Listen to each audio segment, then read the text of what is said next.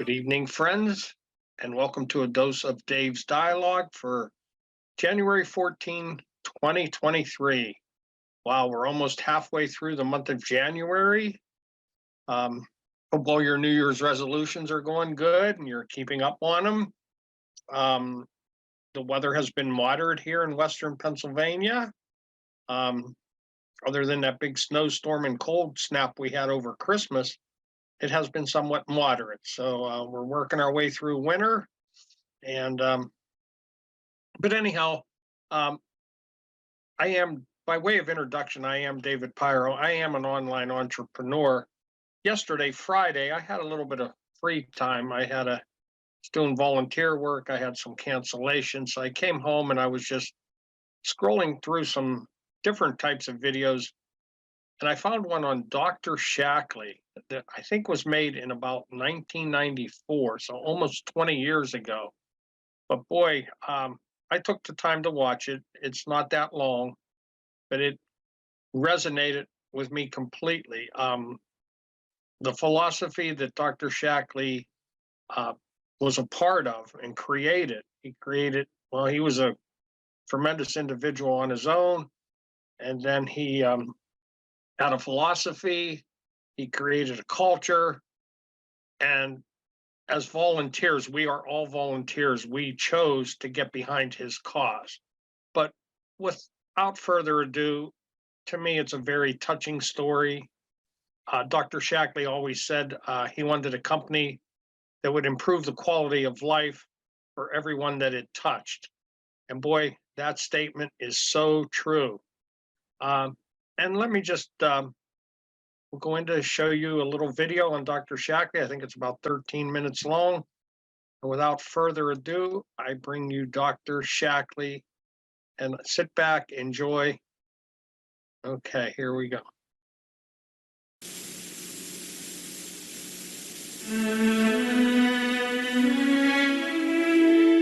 He coined the phrase biodegradable long before anyone knew what it meant or even cared. Today, phrases like natural source and environmentally friendly are marketing's favorite buzzwords. His products have been both for over 75 years. He was a doctor, an inventor, a philosopher, a preacher, an entrepreneur, and a visionary. A man who spent his life going against the grain of contemporary thinking. He was Forrest C. Shakley, and his was a life ahead of its time.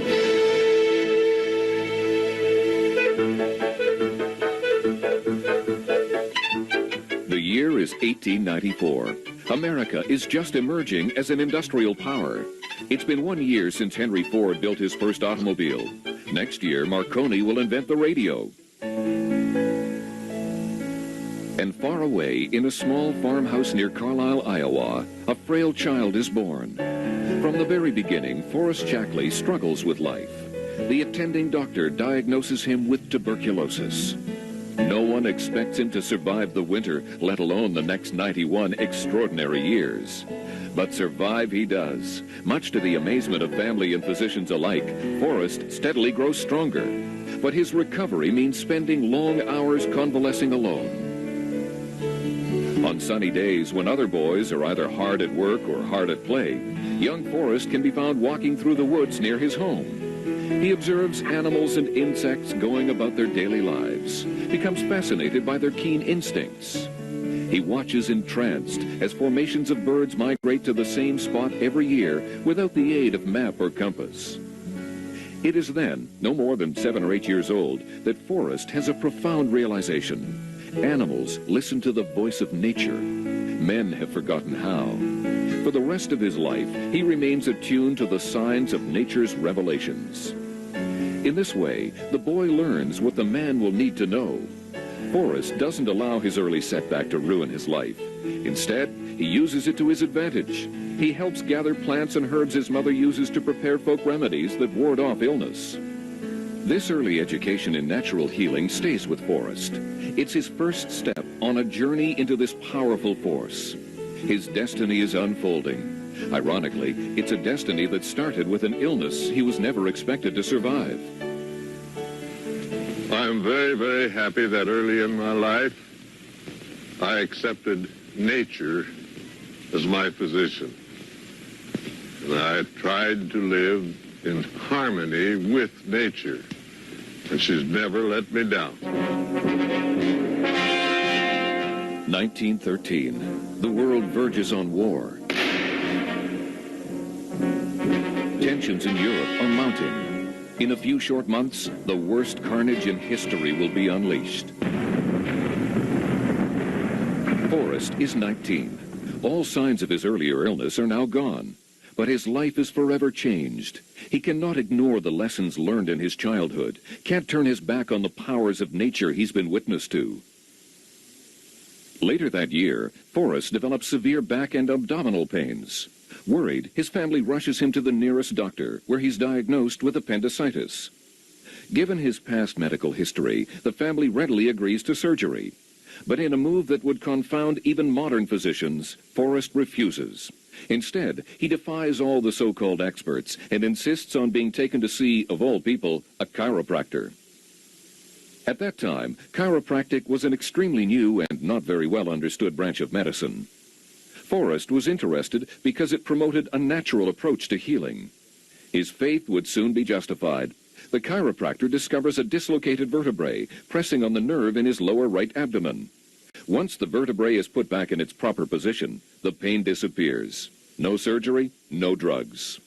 Forrest put his life on the line and won. But this wouldn't be the last time. Later that year, he enrolls in chiropractic school. It's 1921, and the world is recovering from the horror of war. Drunk on the ecstasy of survival, society runs wildly into a headlong transition from fear to frivolity. Life is celebrated to the fullest, sometimes in the unhealthiest of ways. Forrest has been a practicing chiropractor for 5 years now, but his interest in nutrition hasn't waned.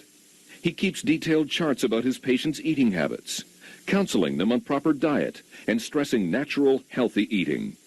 He begins exchanging research with Polish biochemist Casimir Funk, who earlier isolated a natural substance he calls vitamin. Forrest is himself trying to process these vital organic compounds into what he calls vitalized minerals. But all this work comes to a sudden stop when Forrest is diagnosed with cancer in his left arm and leg. The doctor's recommendation is simple, straightforward, and final. Amputate.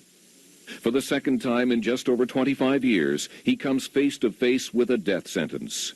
But Forrest decides against radical surgery. I will live, he tells his wife. I will heal. I know I can do it. With these prophetic words, Forrest commits himself to act on his beliefs. He will put the healing powers of nature to the ultimate test, and he will be the guinea pig. For 2 years, he maintains a rigorous program of nutrition and blood analysis. He scours the countryside in search of the freshest fruits and vegetables. To this diet, he adds megadoses of natural vitamins and minerals of his own making. 4 years after he started his own self-administered treatment, Forrest is fully recovered. There's no sign of the cancer that threatened him earlier. Conventional doctors are stunned. Forrest has proved them wrong again.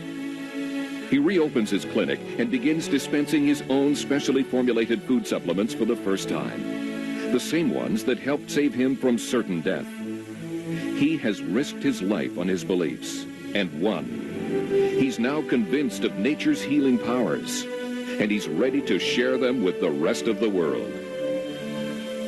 We too have an instinct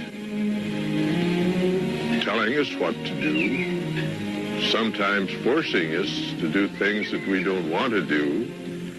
But if we listen to nature, we would get along a whole lot better in this world. It's 1929, and the party is over. The roaring 20s are about to give way to the depressing 30s. In a few months, the American Stock Exchange will collapse, triggering the worst economic disaster in history. That same year, the Shakley Clinic burns to the ground. At a time when most people are worried about keeping their jobs, Forrest takes his in a completely different direction. he leaves it in a pile of ashes. Instead, he decides to concentrate on his nutritional research and buys a farm in Oregon. Here, he begins to unravel the mystery of nature and food. The fresh vegetables and herbs he grows in his own fields supply his experiments. This work soon inspires Forrest to again open a clinic so he can share his findings with patients. The year is 1931. The place is Oakland, California. Forrest is driven by an inner belief in his own work.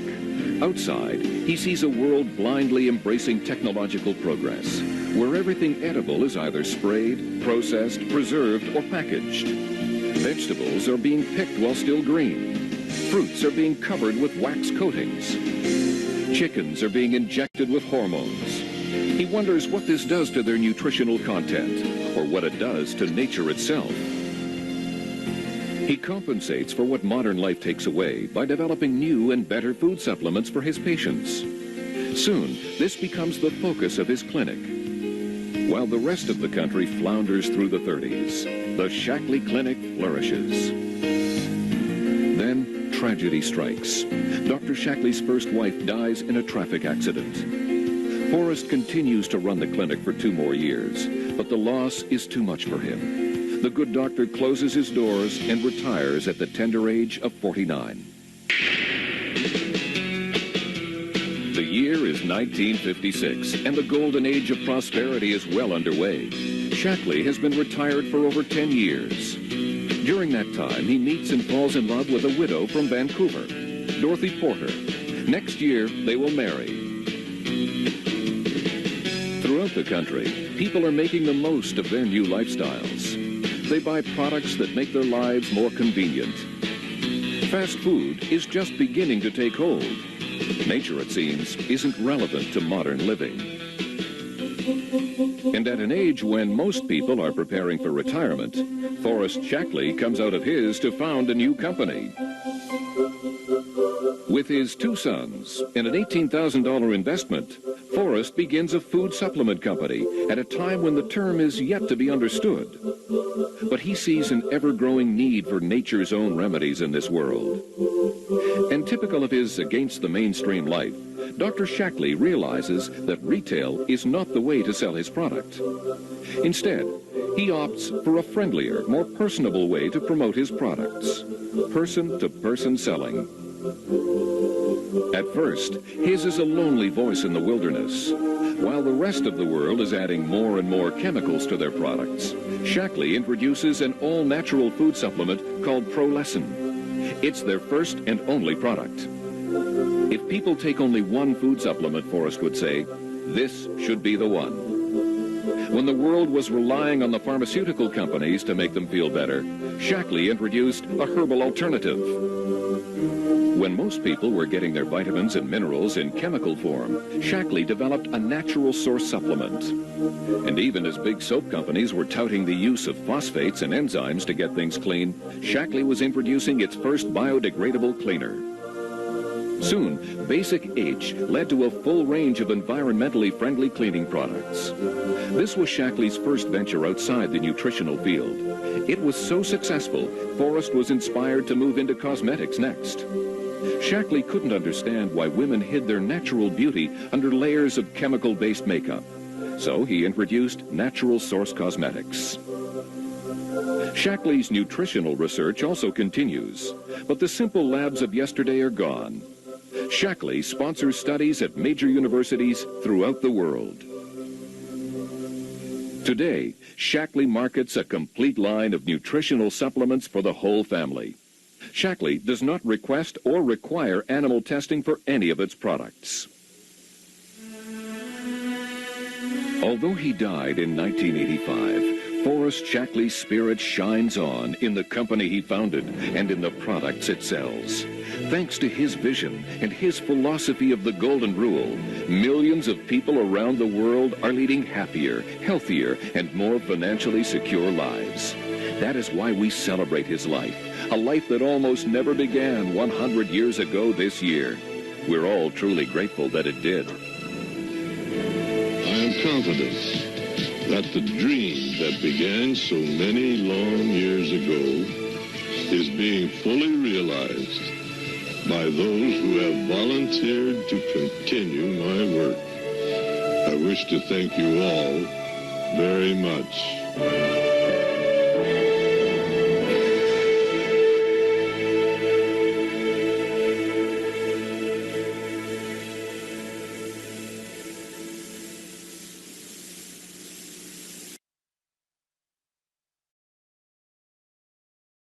Continue my work. I wish to thank you all. Okay, there you have it. So, there is the life of Dr. Shakley in a nutshell.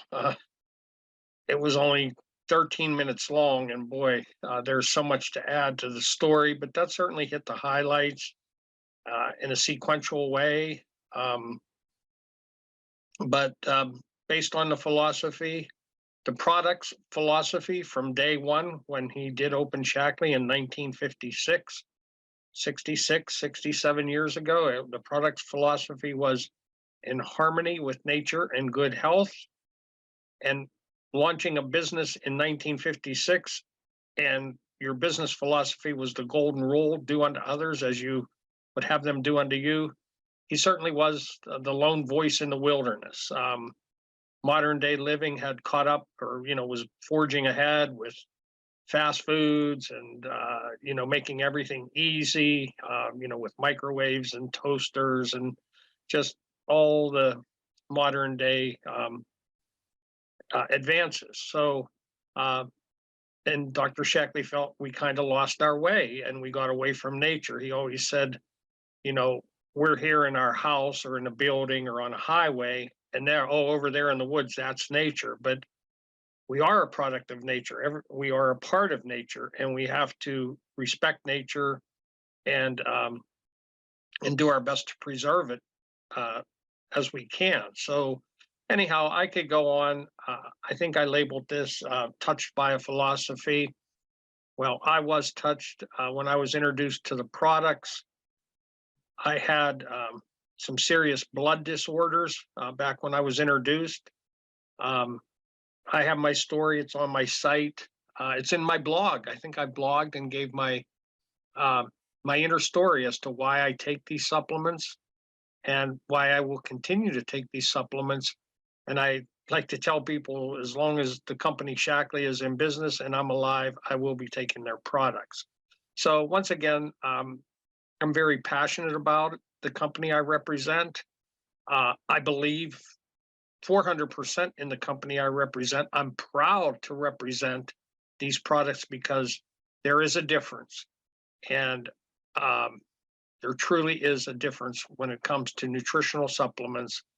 And the Shakley products are, I think the title of this was ahead of its time. And the products remain a step ahead of everything else. In many cases, many steps ahead. So, and we've been, a lot of people try to imitate what Shakley does, but they need about 50 years to catch up. So I could go on and on. I'm just going to end with my normal sign off, which is take care, God bless, and bye for now.